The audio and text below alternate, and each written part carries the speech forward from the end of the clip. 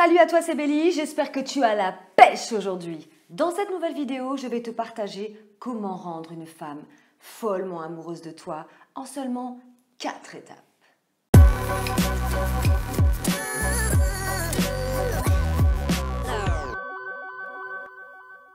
Je suis tombée sur un truc canon. J'espère que tu as accroché ta ceinture parce que là, ça va envoyer du bois. Je suis tombée sur un mec qui donne 4 étapes méga hyper puissantes, tu m'en diras des nouvelles, pour rendre une femme complètement red dingue de toi. Donc la première étape à faire, c'est déjà de lui accorder un minimum de temps. Être un mec hyper occupé et du coup, ne pas avoir trop de temps pour la nana. Comme ça, la nana aura vraiment envie de te voir et toi, tu n'auras jamais le temps parce que tu es trop occupé. Alors du coup, tu vas susciter en elle l'envie de t'envoyer des messages et en gros, de te voir, quoi. Alors, première étape, on va aller voir ce qu'en disent les filles. Je pense pas que ça c'est normal parce que quand la fille elle voit que l'homme il devient froid, distant, elle commence à faire la même chose et après un certain moment, après une certaine période, déjà la relation elle commence à être froide aussi et ça va rien marcher. Et donc non, je pense que l'homme il doit être comme d'habitude. Il doit pas faire genre qu'il est elle est intouchable ou des trucs. Non, je pense que pour que la relation elle marche bien, le mec il doit se comporter bien avec la fille, il doit l'accorder plus d'attention possible, parce que comme ça la fille elle va se sentir aimée et ça va être mieux, la relation elle va bien marcher. Ils vont former un bon couple. Donné, c'est que il commence par écouter parce que si on n'a pas d'attention, ça sert à rien. Et voilà.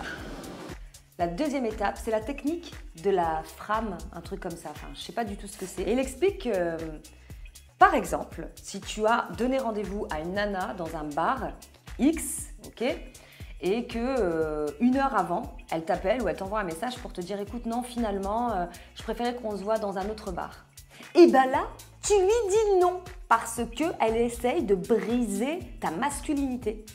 Donc, tu lui dis « Salut !» On fera ça une prochaine fois.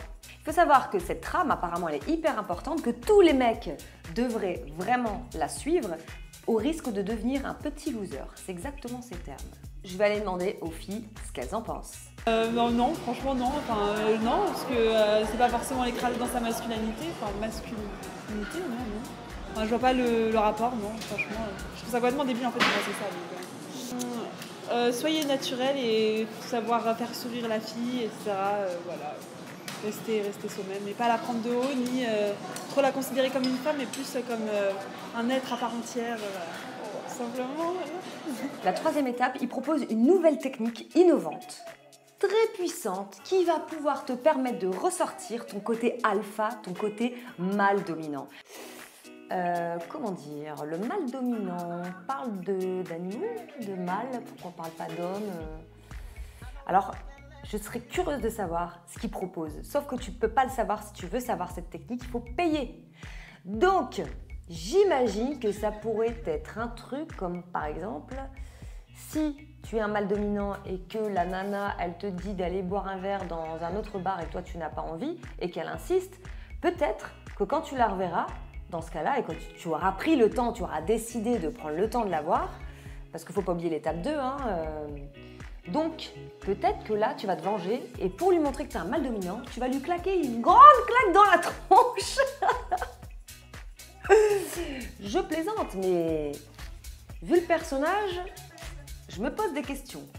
Ou peut-être qu'il va proposer en tant que mâle dominant que dès le premier soir, lorsque tu fais l'amour avec cette fille, tu l'attrapes par les cheveux, tu lui mets la fessée, je ne sais pas. Et enfin, la quatrième étape, c'est une étape où il faut toujours payer pour savoir la suite, mais qui va te permettre de pouvoir quand même développer ton côté romantique. Alors je ne sais pas ce que tu en penses toi, en tant que nana, si tu regardes cette vidéo, s'il te plaît, mets en commentaire, aide les hommes, parce que quand même, c'est de la folie. C'est pour ça que je suis la rebelle du développement personnel, c'est qu'à un moment donné, il ne faut pas déconner. Il y a vraiment de la merde, on raconte des conneries sur internet en tant que développement personnel de séduction, mais on va où quoi?